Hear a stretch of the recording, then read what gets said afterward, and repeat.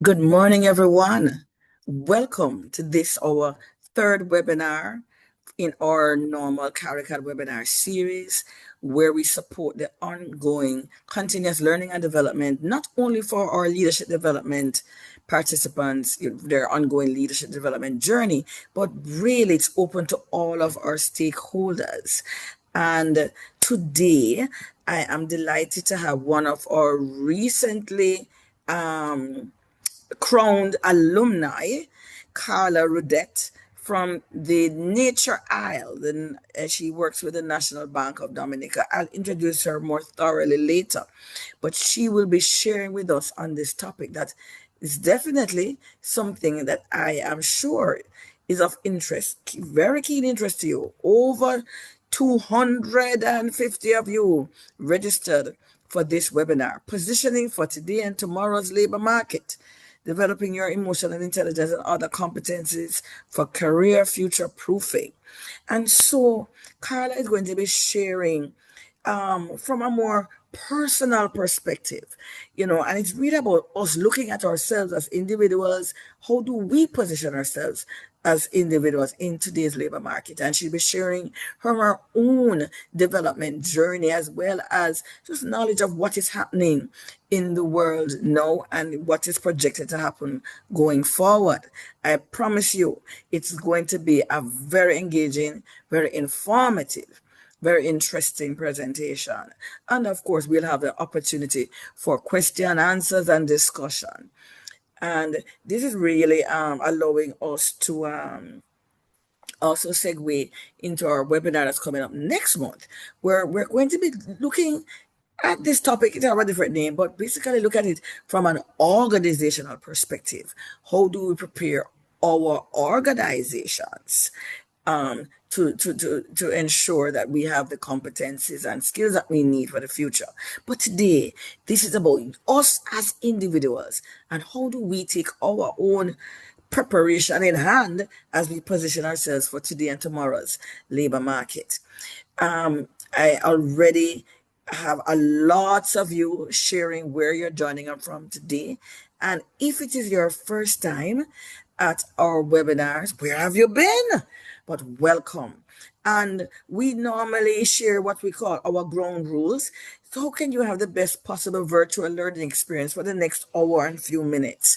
And really, you want to close all the software applications, open on your device apart from Zoom. You want to mute your phones, or if you can't mute your phones, at least turn the ringer down.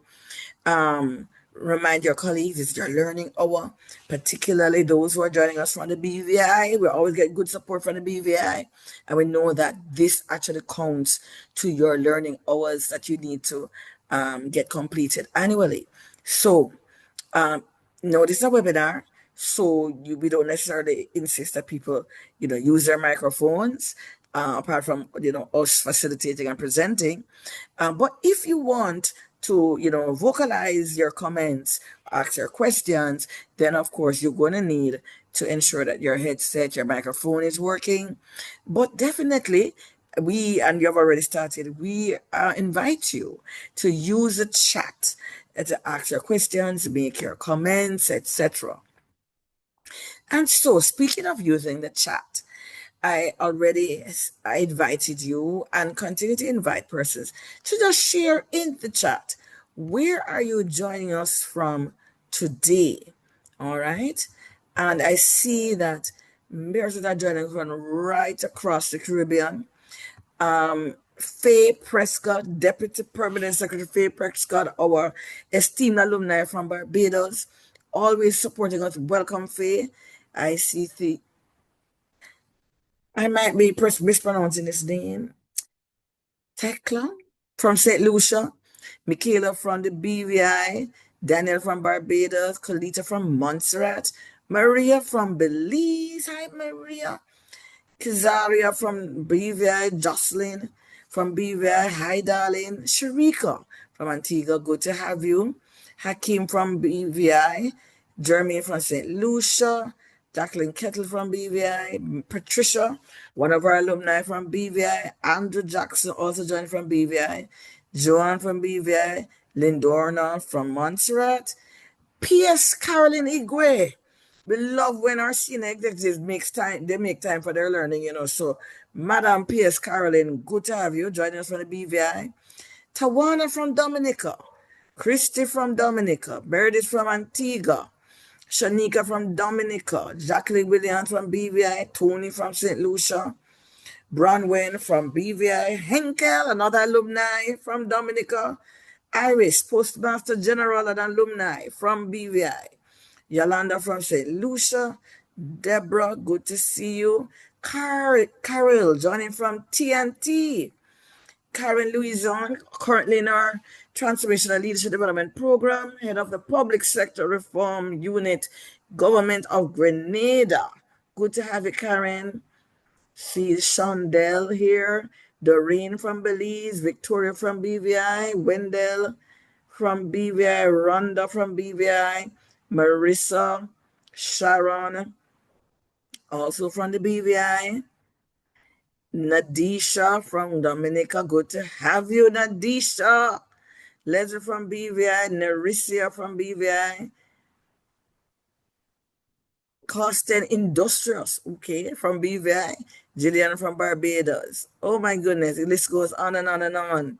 Andrew from St. Lucia, Stephen Rowe, another alumni from Barbados, Delia from BVI, Tracy Joseph from St. Kitts, girl, an alumni as well, partner, many times over, good to see you, Virginia from BVI, Avalon from TNT, Crystal from BVI, Nadia from BVI, Kafka from St. Lucia, another alumni, Michelle from TNT, good to see you, Michelle, Vianney from Belize, Cherry, hi Cherry, joining from Barbados, and Cherry, I know I missed your call, I will be calling you back.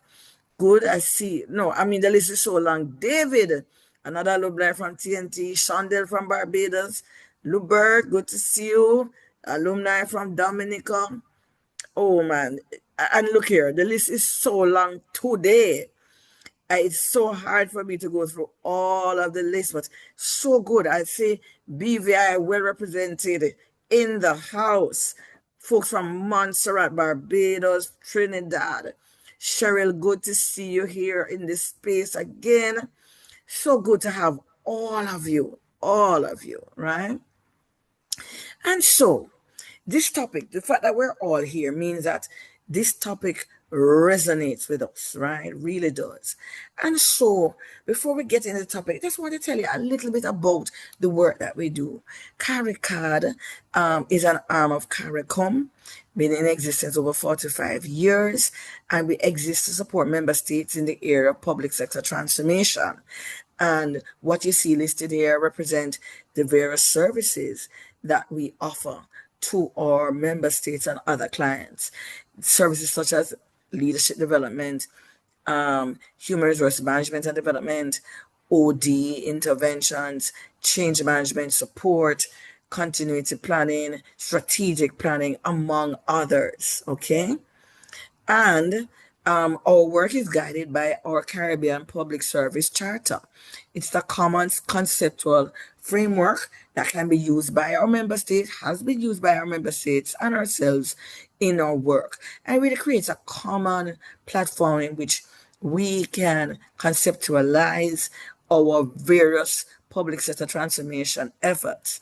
And the charter is built up on 6 pillars, the pillars of capacity building, standards, service standards in particular, governance, accountability, openness, and modernized legislation. And of course, if you want to learn more about this charter and the tools associated with it, please visit our website, www.caricad.net. And this here is just explaining some of the work that we're actually doing right now. Our work is plentiful, right? And please do reach out to us if you want to engage our services to get our technical assistance on your various initiatives, okay? So, before Carla takes the stage, I want to ask us 2 questions here, right? And because I think they relate to the topic and gets us in the groove, in the space to get all that we can from Carla's presentation. And here are the two questions. I want to use the chat to share your responses to either question or both. One, what are your biggest concerns regarding your employability in the future? Maybe you have concerns. What are those concerns? And the flip side of that, what do you see as the biggest opportunities for your employability in the future? Because the truth is, there might be concerns, there might be risks, but I also believe that there are opportunities. And we want to hear your insights on this.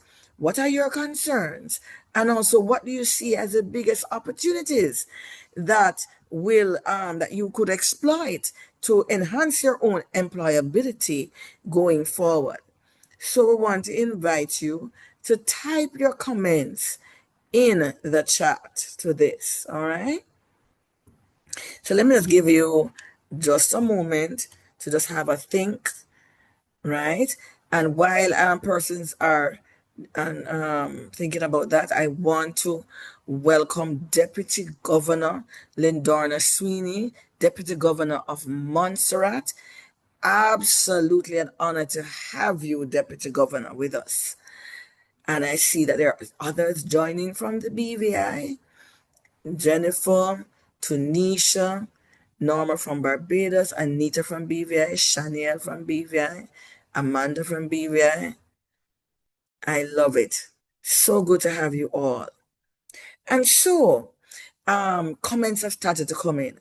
So Crystal says, at the moment, my biggest concern is global conflict and its impact on public budgets.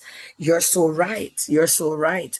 Because what is happening geopolitically also impacts, opportunities for employment, whether sectors grow or shrink, or maybe it might even create new opportunities for different sectors. Yes. P.S. Carolyn says, the impact of AI. So, Carolyn, is that a concern or an opportunity? I suspect it's actually both, right? It's actually both. Yes. And she agrees with me, and Natrice also says it's both. Thank you so much. Let's continue to share. So, Faye, keeping up with the latest advantages in AI and digital advantages, being literate in these areas, keeping up with the growing technologies. And Faye said, these are both. It's both a challenge and an opportunity. Quite so. Continuous learning, you realize, is the name of the game. And learning, individually and collectively, how do we exploit these for our individual growth in the marketplace? All right, let's keep the comments coming. And also, if you wish, you could also raise your hand if you wish. We could get you to unmute, but let's keep the comments coming. All right, so there's a new comment here from Raphael St. Hill. My biggest concern is that young people are not concerned about the AI problems and concerns of older citizens who may have health challenges and problems as they advance in age. Raphael, that is a very reasonable point. We do have dropping birth rates right across the Caribbean. And with that, it means that the segment of our population who will be considered senior citizens, that is a faster growing segment of the population. And so what does that mean? More and more we're seeing older persons are not just retiring, but they are continuing to be part of the labor market. How do they, and sometimes that's out of need, right? So what does that mean? For their own continued employability. Yes. Naxalin is concerned about the impact of artificial intelligence. Yes. Yes. Andrew says the fear of emerging new tourism markets that will rival Caribbean tourism markets. Indeed. Indeed. That is definitely an ongoing issue.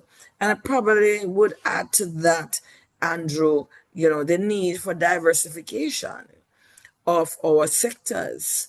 You know, um, the over reliance on one sector is certainly not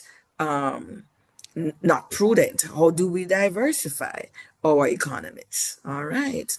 So I am now going to introduce to you our guest today. Carla Roudette is currently the assistant manager with responsibility for strategy management in the National Bank of Dominica. She is a powerhouse. She is a strategic thinker. She is somebody that, let me tell you, she is a mover and shaker, but also manages to be humble with it, but also confident.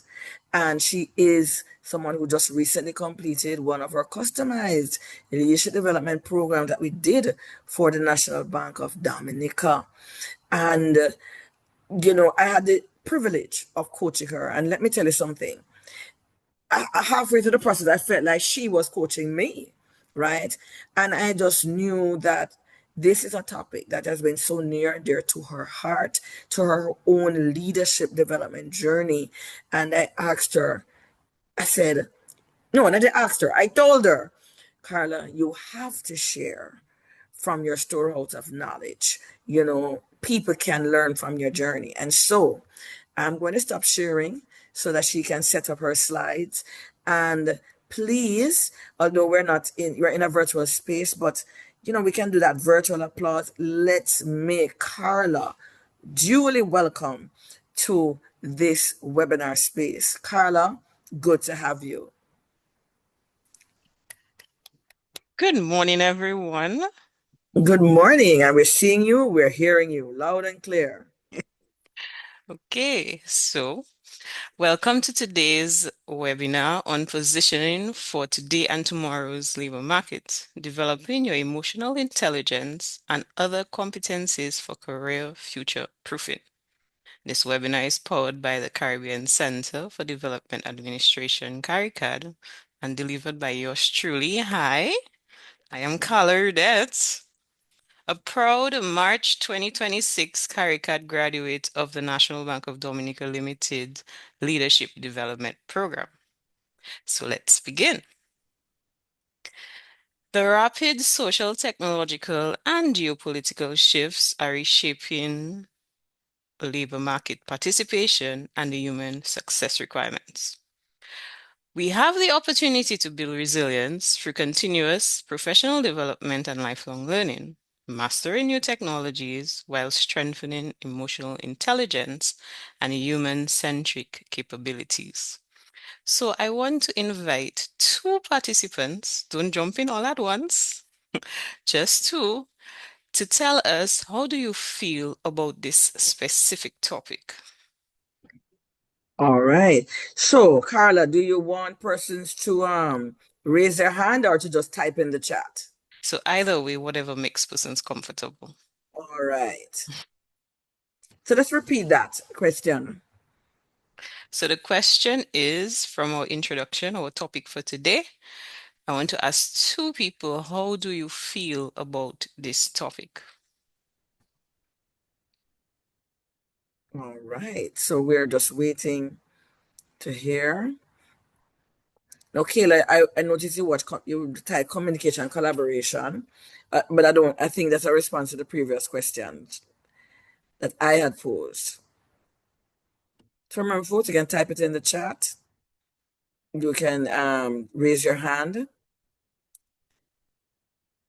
And while we're waiting on that, can I tell you, to be honest with you, Carla, personally, I sometimes feel fearful, if I'm going to be brutally honest. Sometimes I feel like there's just too much to learn. I can't keep up. There's just too much technology, you know. There's also fear of being hacked, AI taking away your identity, AI, you're using it and it starts to do its own thing, you know, like you can lose control. So still wait, I'm not seeing any hands or anything in the chat. How do you feel? Oh, Lubert. Go ahead, Lubert. And wait, I'm going to allow you. Should be able to unmute Lubert. Go ahead, Yes, can you Lubert. hear me? Yes. Yes, well, this is a topic dear to my heart also because technology, rapid social changes, geopolitical shifts, um, is the unknown. It's a topic that we all are dear to because we are not sure what exactly is going to happen. We have AI, and not even the developers of AI understand it to the fullest Yeah. because it's getting to that point where they keep pushing the boundary. And that's from the technological part of it. And with the labor market, we have people like Elon Musk who, in not so many words, want to eliminate the human factor. One of his top topics, his talks, he mentioned by in another 10 to 15 years, people should not even save for retirement. So there's a lot happening with the unknowns. What do you do? How do you approach younger generation not having as many children? So where are we going right now? That's, to me, is a big topic. And thank you very much, Carla, for bringing this forward. Appreciate it. Thank you so much, Lubert. Yeah, and there's so many facets to it based on what you're saying. Thank you. So, I see people say how they feel. They feel fearful of becoming irrelevant. Thank you, Delia.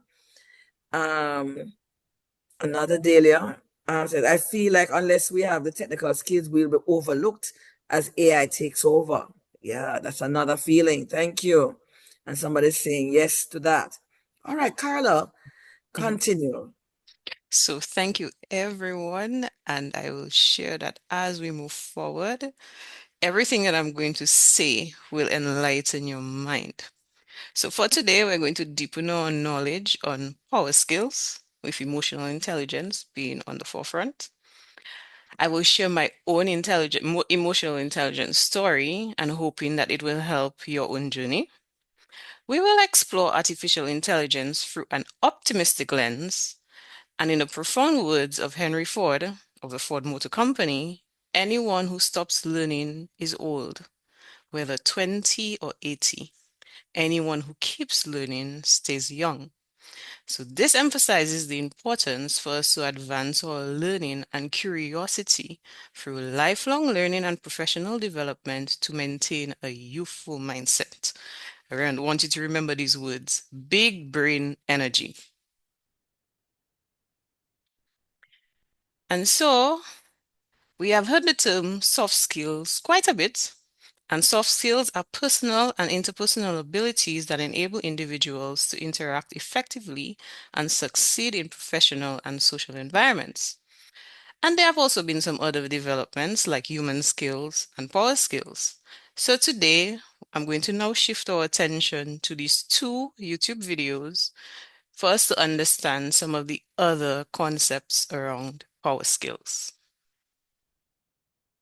Hard and soft are opposites. And I would hate to think that hard skills and soft empathy in the workplace. I'll show you what it looks like because, and by the way, please stop saying soft skills. We talk about hard skills and soft.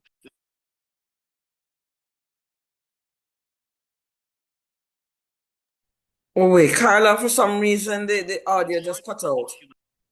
And for somebody Okay. who's truly going to teach you hard skills, which are the Hold skills you need to do on. your job. And I'm going to teach you human skills, which are the skills you need to be a better human. And if you can master both of those, you will thrive at this organization.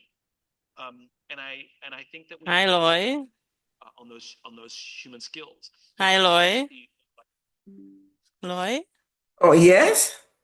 Could you hear? It had cut Or you out for st a while and then it came back. Oh, okay. So I can begin once more. Yes, yes. Okay. empathy in the workplace. I'll show you what it looks like because, and by the way, please stop saying soft skills. We talk about hard skills and soft. There's nothing soft about them. Number one. And number two, hard and soft are opposites. And I would hate to think that hard skills and soft skills are working against each other. It's hard skills and human skills.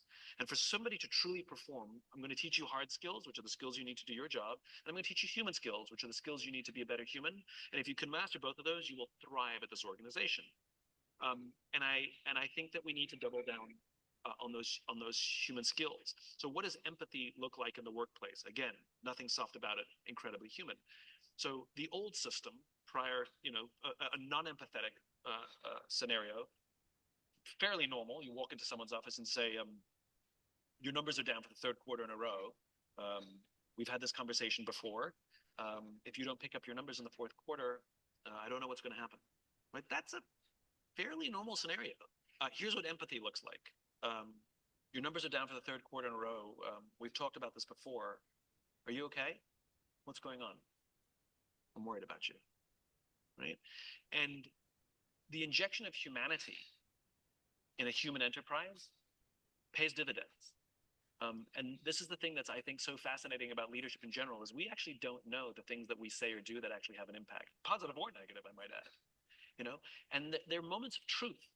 Like every single one of us has had an experience that we've done to someone or someone's done to us that we thought that was so innocuous we didn't even realize it. For example, somebody did that. Somebody asked me how I was doing. They thought nothing of it, went about their day, and 10 years later, we still carry that gratitude to that person and that loyalty.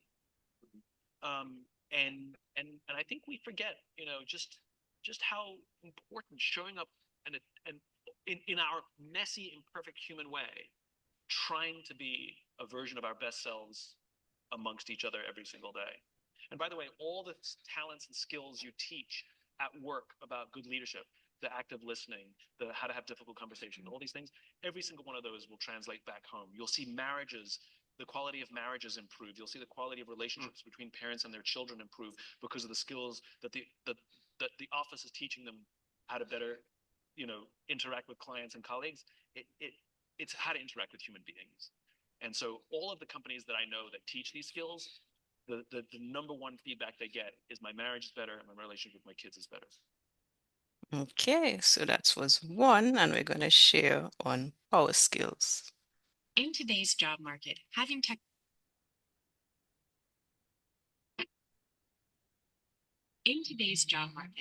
technical skills alone is not enough. Employers are also looking for candidates who possess a set of skills known as power skills.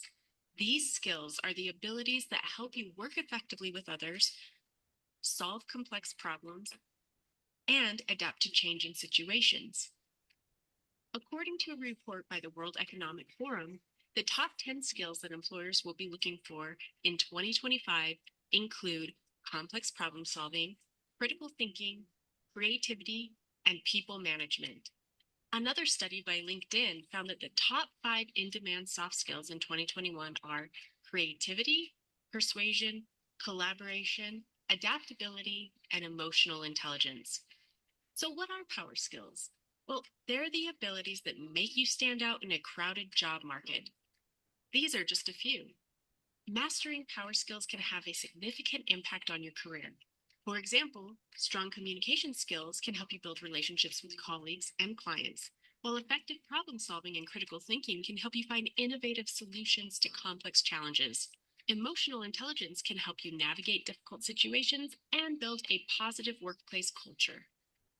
This playlist is dedicated to the top power skills that companies desire. We'll be exploring each of these skills. Okay. So, Loy, I'm going to need your assistance once more. So after listening to these two videos on human skills and power skills, I just want to invite at least 4 persons to share something that stood out to them based on these 2 videos. And it could be raise your hand and speak, or it could be in the chat. All right. So I'll be monitoring the chat for your comments. Now I know a few of you said you still couldn't hear the video, but it was not so for everybody. All right. So we will later, and Carla will later just put the link in the chat so persons can watch it later. But I do know many persons did say yes, they actually could hear the video. quite clearly.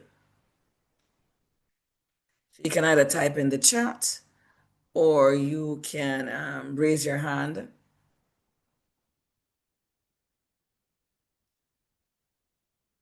So, one of the things that came out for me while we're waiting for people to type their response or to raise their hand, is the whole idea of the shift from calling these skills, um, the shift from calling them soft to power skills. And it's something that I dearly believe.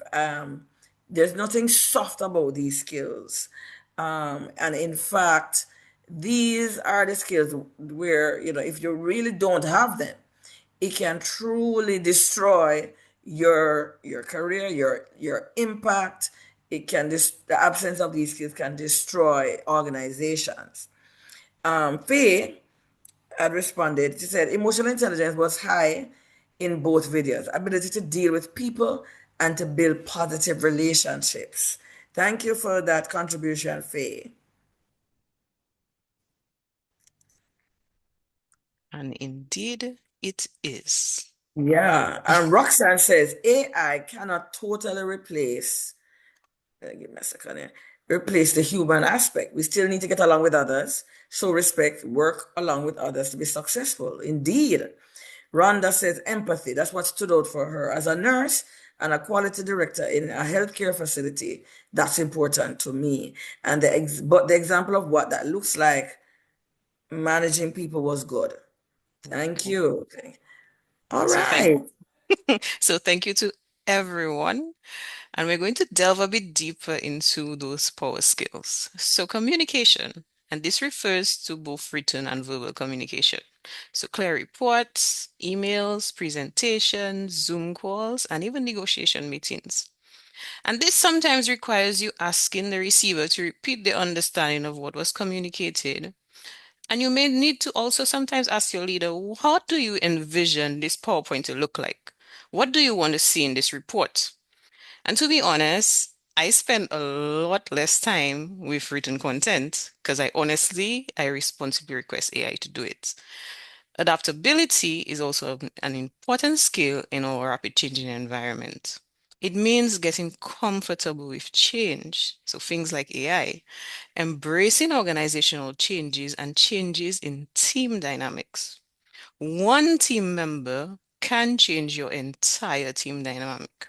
And that is why project and change management are getting so much more attention in our workplace today. When it comes to change, people respond differently. So some of us, we run with the change immediately. Others, we want to see results before we even think of adopting it. And some, we just ignore it and we feel like eventually it will go away. But organizations are experiencing rapid change and require individuals with open mindsets. And I have another quote from Frank Zappa. So a mind is like a parachute. It does not work if it is not open. Collaboration means we must work productively with diverse opinions and embrace teamwork to achieve collective goals and objectives. Yes, sometimes it may seem easier to do things yourself, but you get more value with different opinions and ideas. Empathy speaks to our ability to understand others' feelings, being aware of others, being sensitive. In other words, being kind or being a human being, as Simon said. We never know what someone is going through. Creativity is outside the box thinking, seeing new ways of doing things, continuous improvements, and connecting the dots. So that is big brain energy and not being a robot in the workplace. Intercultural fluency, this speaks to engaging others from diverse backgrounds. So that is inclusiveness. So we are now a global economy and we must recognize that others experience different cultures than we do. And time management, it is prioritizing your work without supervision, remaining productive with minimal oversight. In other words, don't be a baby at work. We are all adults and we must take full responsibility for our work. The good, the not so good, and the risk we sometimes have to take. And emotional intelligence, or sometimes referred to as emotional quotient, is really learning to master the art of controlling your own emotions and handling interpersonal relationships judiciously and empathetically.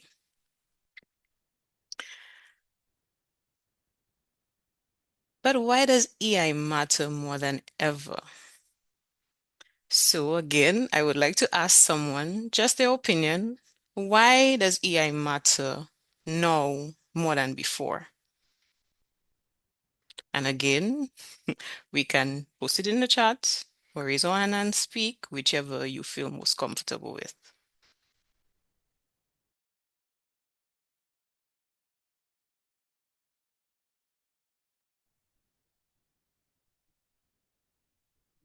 And while we're waiting on that, a very interesting comment here where Raphael says that his son told his mother everything is now transactional. We lack the compassion of the Good Samaritan. Yes. Yeah. And that relates to the whole business of, the need for empathy.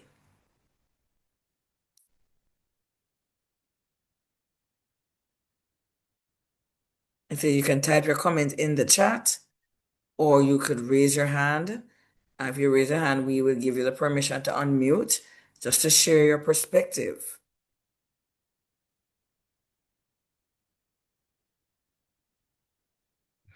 So Sophia, hi Sophia, another one of our alumni, welcome.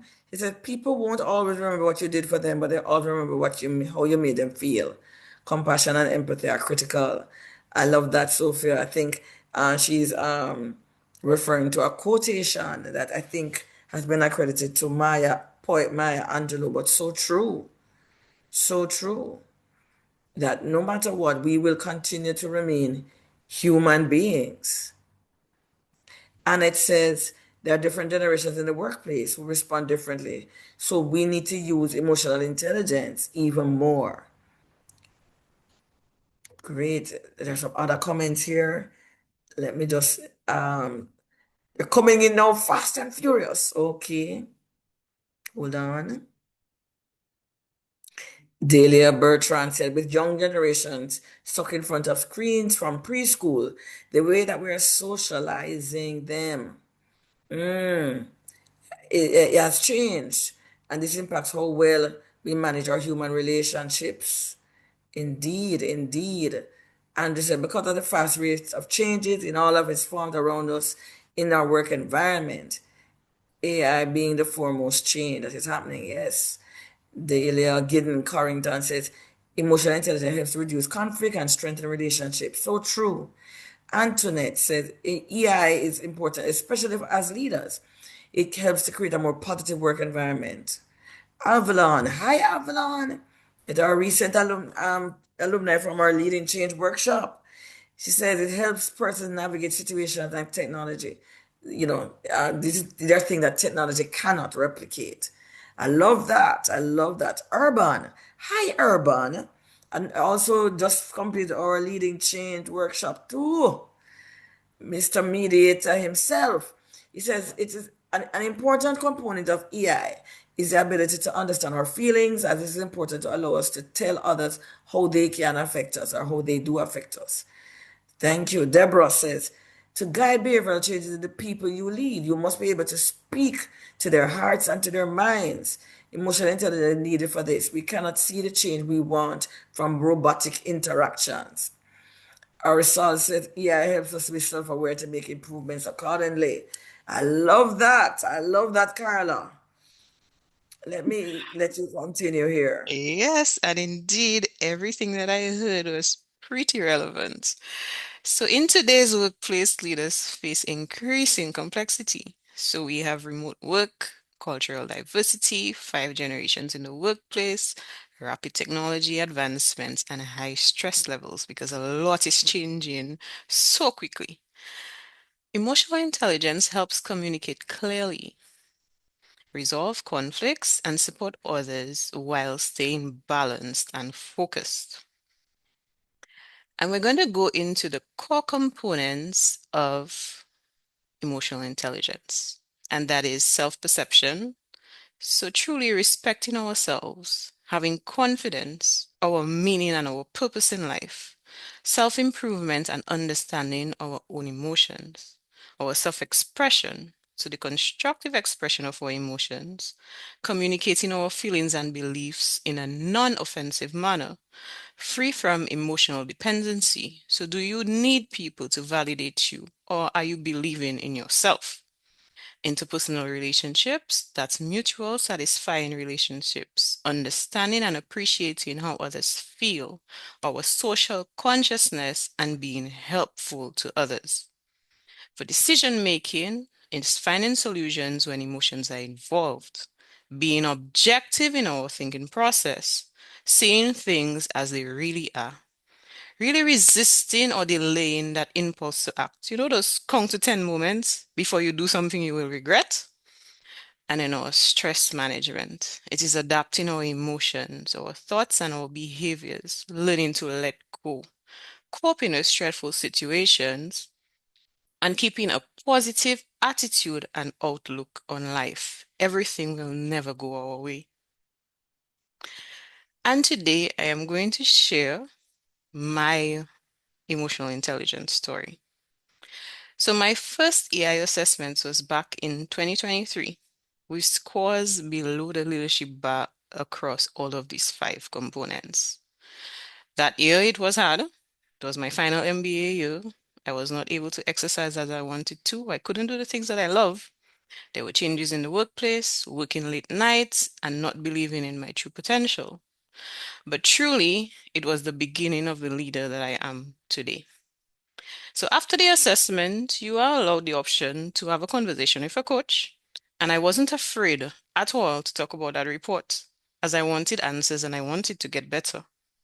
So I met a coach, Jill, and our conversation was centered around what is presented on this slide this morning. So we reviewed the report together, and I spoke about my challenges and I shared the reasons behind my ratings. And yes, I had to work on being more assertive, which meant believing in myself much more than I was back then. And I was challenged to think deeper about things happening at work and looking at things from multiple angles. And that was my reality testing. I wasn't happy with work and school. It was very draining.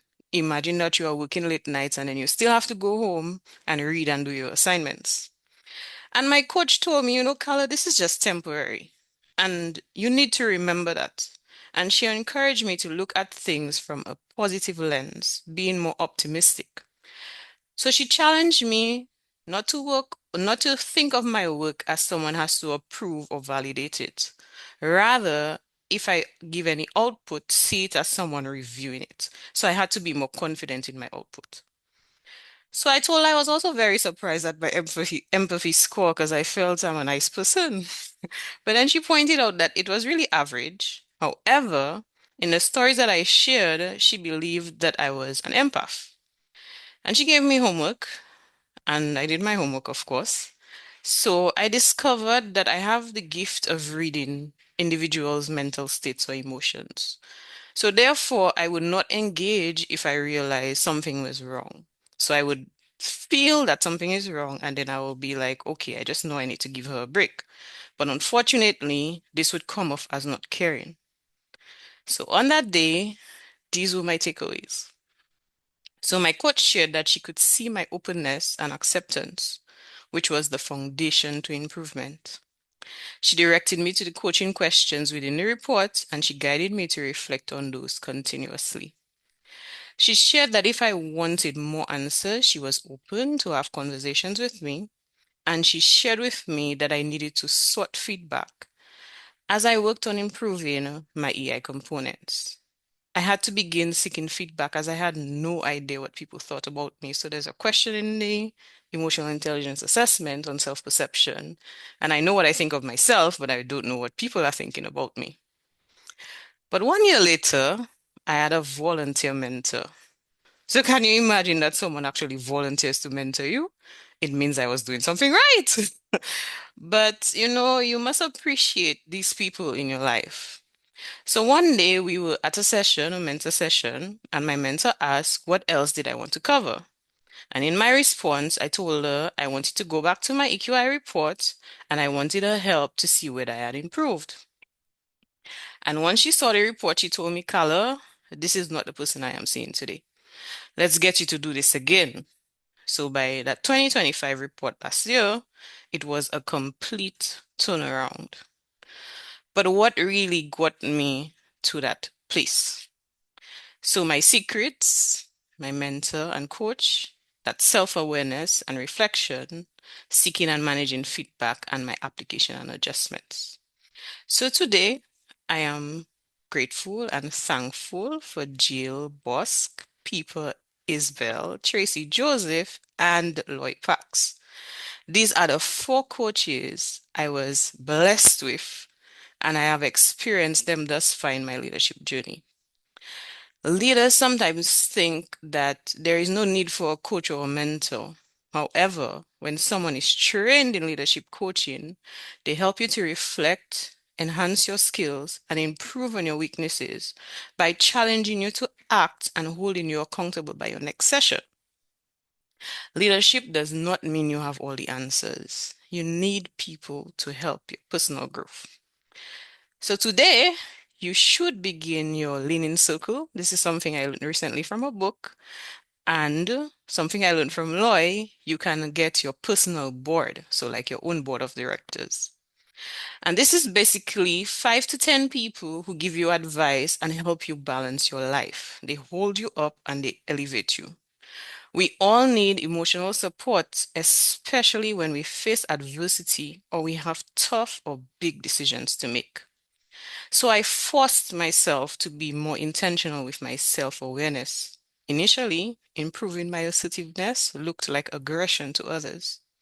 But thankfully, my manager brought it to my attention. And we must appreciate people in our lives who are honest with us about things that make us uncomfortable. I then started working on my tone. So I had this little voice, started showing up a lot more, even while I was speaking in rooms. I began paying attention to facial reactions in the room. And sometimes, if I felt I may have snapped in a moment, I would ask someone whether I sounded harsh. I began daily reflection rituals. So at the end of every day, I think of about the times when my emotions went out of whack and what I could do to control it. And as far as my self-perception went, I purchased a book by Amy Cuddy, Presence, which is bringing your boldest self to your biggest challenges. And this shifted my mindset of overcoming my fears when speaking in rooms and believing in my own voice and myself. So I intentionally requested feedback after meetings, presentations, and so much more. And recently I found myself listening to a podcast by Mel Robbins, the most important career advice you'll ever hear. Interesting was how to ask for feedback. So you want to go beyond those good or bad answers. So you can manage feedback by using these questions. What could I have done better? How do I improve from here? What did I miss? And of course, everything summed up was continuous application, learning other concepts as I progressed, and continuous adjustment. Learning never stops, and all of these practices have stuck with me and they continue today and every other day. And so now I want us to explore artificial intelligence through an optimistic lens. So I heard a lot about AI, fear of replacement. It's getting a lot of change. It's still unclear. So I want us to get, well, volunteers again. So I want at least two persons to tell us which AI tool do you most use and how is it helping you? So which AI tool you most use and how is it helping? And again, folks, you can type it in the chat or you can just raise your hand. So Maria, I believe this is Maria from Anguilla, if I'm not mistaken. Hi, Maria. She says she uses Copilot. No, Maria's from Belize. Yes, it's another Maria from Anguilla. Yes. Maria says she uses Copilot quite frequently, right? So Maria, if you can, type a little bit more, just tell us how you use it. All right. So Esther says she uses Chat GPT. It helps her to brainstorm. Norris says uses both Copilot and Chat GPT.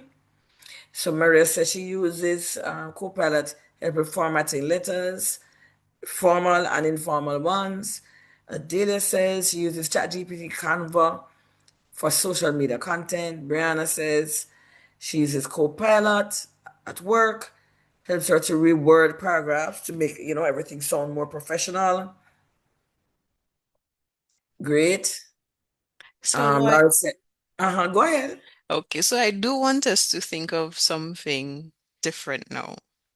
So, similarly, when social media arose, we had concerns.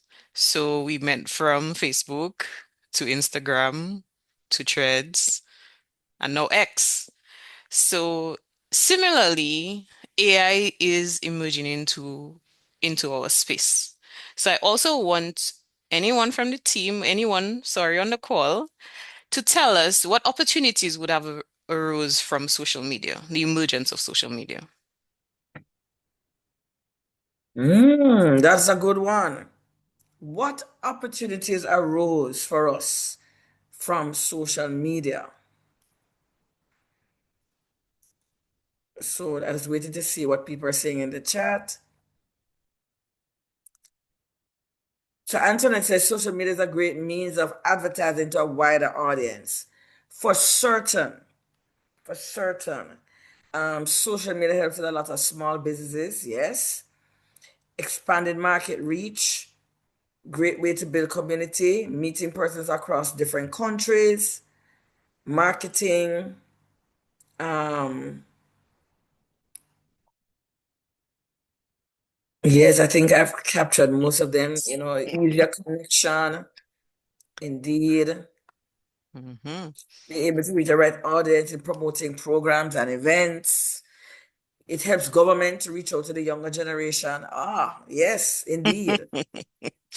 So, Loy, I want to share today that very same principle applies to artificial intelligence. It is a change that creates fear and uncertainty for us. We must embrace it and upskill so we do not become irrelevant. And I know I'm speaking to a lot of leaders on this call today. So workplaces can actually take a human-centered model for AI. So there are options. So you can do with me work. So those are tasks that benefit from AI partnership to improve quality, speed, or outcomes. And you can also do the for me work. So that is routine, rule-based tasks that can be fully automated to save time and reduce human errors. So, like the emergence of social media that created new employment opportunities, AI presents the same. So, there are emerging areas like programming and coding, machine learning, AI auditing, AI explainer, content creators, AI trainers, prompt engineers, and as well as opportunities in AI governance. Because we know one of the fears, it's about our data protection. So, AI has some opportunities, and we just need to shift our mindsets to look at AI from an optimistic lens. So let's reflect on our labor market history. So in 2013, Forbes research showed that organizations suffer from a skill supply chain, and more than 70% of organizations cite capability gaps as one of their top 5 challenges. And here we are in 2025. Forbes research again, companies may be buying impressive AI solutions, but without people qualified to use them, they likely won't deliver. And that can lead to underutilization, poor adoption, or worse, costly implementation failures. So let's reflect on one of our power skills, adaptability. And that means getting comfortable with changes like tech tools. And organizations are experience rapid change and require individuals with open mindsets. This requires us to build on our self-perception of having confidence to use our AI tools. our decision making of staying committed to our organizational goals, and our stress management. Yes, there is a lot of change. And as it is going, we have to cope with the stress that will come with AI implementation and influencing others to use it. But how do we remain relevant? And we are from the Caribbean, well, most of us, and we experience storms and hurricanes. So I want to share a story. So there was a bridge built over a river following human beings changing the river path. And here comes a storm, and then the river went back to its original path. And this bridge became irrelevant. But how do we as human beings remain relevant in today's workplace? It is through lifelong learning, taking our own initiative to learn. And we do have a lot of options. We have degrees, professional certifications, and designations. There are books, articles, blogs, webinars, podcasts, videos, infomercials, quite a bit of options for us to continue to learn. And so I'll share some of my personal choices because you do have to balance work and life. And there is so much time in a day. I mean, right now, I wish I could get a 4-day work week, but I know this will take a little time. So I will share some of my personal choices. So for me, I like to listen to podcasts while I am in traffic. So this is me using my time more effectively. I follow all national news on social media. So while persons may be looking at social media for the best joke, I actually look at what is happening around me. And then webinars like today, I subscribe to webinars. And if I don't have the opportunity to listen in, I do go back to the recordings if I can't attend. But what can we build on over time for today and tomorrow's market? So MS Tools is going beyond Word and Excel. So a lot of organization, Microsoft continues to improve its tool, and MS Tools really has a wide array of items. So there's MS Teams, there's Whiteboard, there's projects, there's Viva, there's Power Automate. There's a lot of MS tools that we continue to see in our workplace. So AI adoption, data analytics, so this helps us to draw conclusions, make predictions, and drive informed decision making. So while AI might be able to help us with efficiencies, there's still going to be the human mind to draw conclusions, make predictions, and make decisions. So we have to be adaptability, critical thinking, problem solving, and futuristic thinking. And in summary, we have explored power skills, emotional intelligence, AI through an optimistic lens, and CPD. And now I just want us to have a little fun, and we're going to play a game. So I'm going to switch my screen just to ensure that most of what we did today resonated with us. So tell me, can you see my screen? Aloy, can you see the screen? Yes, can see the Okay. screen. So to everyone on this call, you can pull out your smartphone, scan the QR code, and I just have 3 rules for you today. So when you scan the QR code, you will have the option to put in your name. I want you to put in your favorite dessert as your name.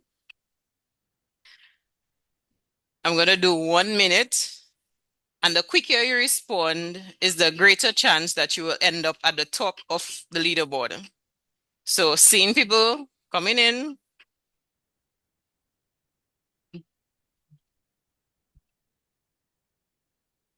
Okay.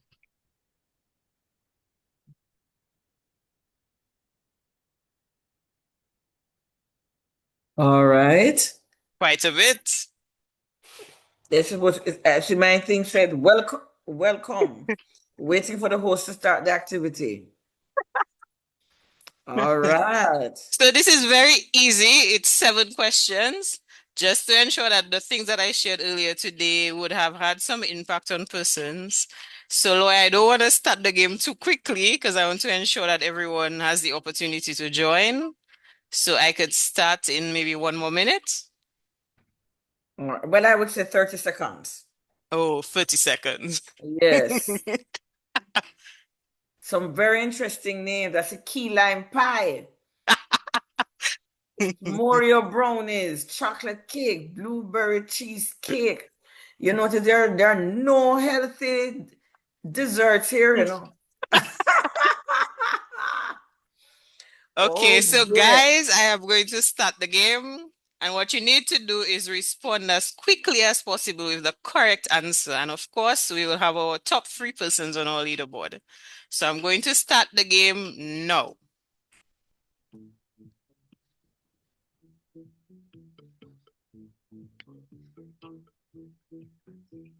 Cheesecake. Ooh. Cheesecake 2 seems to be in the lead. Ooh, Vianney is catching up. Ooh. Ooh.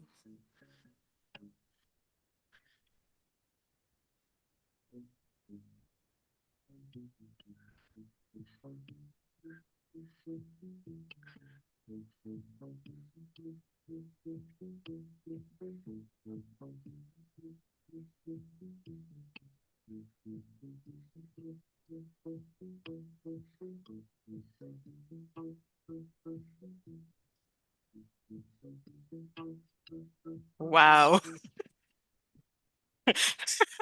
Lemon pie, chocolate cake, and parfait are our winners. So today, I hope that Yes. if you're going to lunch today, try those 3 desserts today: lemon pie, chocolate cake, or parfait. So thank you so much, everyone. Oh, thank you too. I love it. I love it. I love it. All right. So we do have another, I'd say about 10 minutes or so, where we want to invite additional comments, questions. We have a colleague who would say emotional outbursts. But this is the time for some Q&A and comments, right? And we're not saying we all have the answers here, but we definitely want to continue the discussion. And so if you have a question, we invite you, as we have been doing, to place in the chat, or you could raise your hand and we will see that hand and allow you to unmute. Allow you to unmute. And while we're waiting on questions, I have a question for you, Carla. And you really talk about your own journey. And I'm curious about how did you remain focused? Because our world is full of so many distractions. How how did you remain focused and how did you achieve that stick to ivity? I've heard somebody coin that word. Where because so often, we start things like a New Year's resolution, and by January we're done. I'm actually laughing. So, similarly, I do New Year's resolutions every year, and sometimes, really and truly, I don't get through all of it. But I'll be very honest, at the end of the year, I do review, and then if there's anything I didn't do, I would go into the next year. But there really is a self-drive within me. So I do have a passion for leadership. And for me, it is always a matter of how do I get better. So going through so many things that I listen to, it always speaks about that self-accountability. It speaks to just learning from different, just drawing from different persons. So even as I went through my journey, every single leader that I experience, I always find one good thing about them that I need to keep and grow within myself. So it is looking at the experiences of others. I have a self-drive and passion, but also it is always that continuous improvement. So I don't start something. Yes, I may not do it, but I always come back to myself and say, Carla, okay, did you achieve what you set out to do? And if you didn't, sometimes you have to give yourself some grace. Really and truly, Yes. you have to give yourself some grace. You cannot do everything in this world, but you have to be patient and you have to give yourself grace. All right. Thank you. Thank you so much for that. So there's another question is asking about the link to do an emotional intelligence test.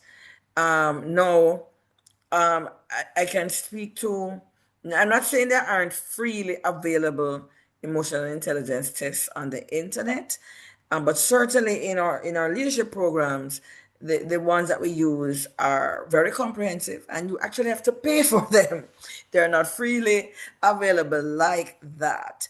The specific test that we use at CARICAD is one developed by MHS Systems called EQI 2.0, and it can you have different versions of it. There's the common version that we use where it's a self-assessment by the individual, but it can also be done as a 360 assessment where the individual rates themselves and you compare it with ratings from other individuals, usually maybe a supervisor, direct reports, peers, other stakeholders that you interact with.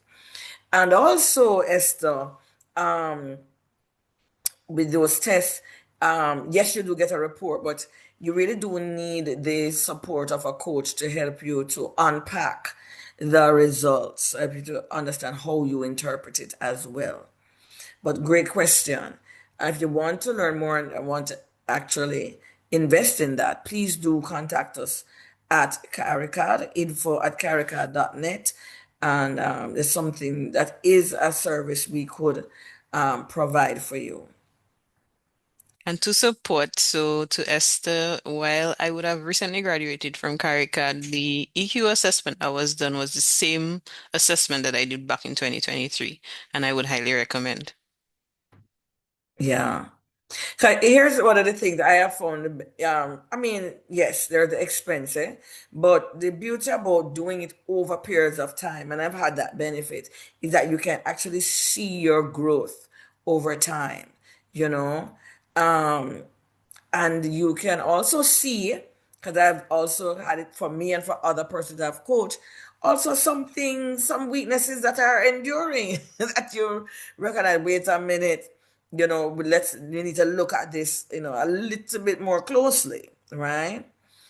So I do recommend if it can be done over time. I've actually done this assessment personally at 3 different times over a few years. Yeah.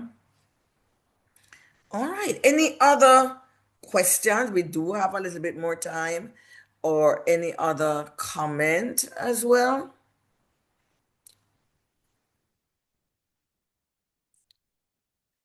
And I'm seeing the thanks in the chat. You're most welcome, Esther.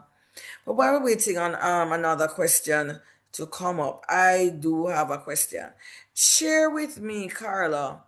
Um, how do you? Well, all right. I know you were just in a very, very, very intense leadership development program, but outside of that, what is the strategy that you use to um make sure you keep abreast of your own, you keep on top of your own learning and development goals?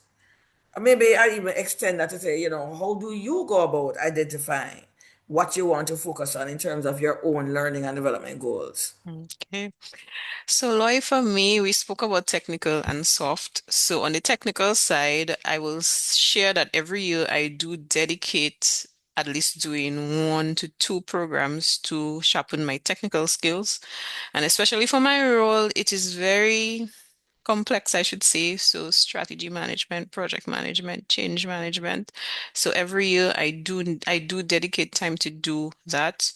But even in terms of from a personal standpoint, this is where I find a lot more learning happens.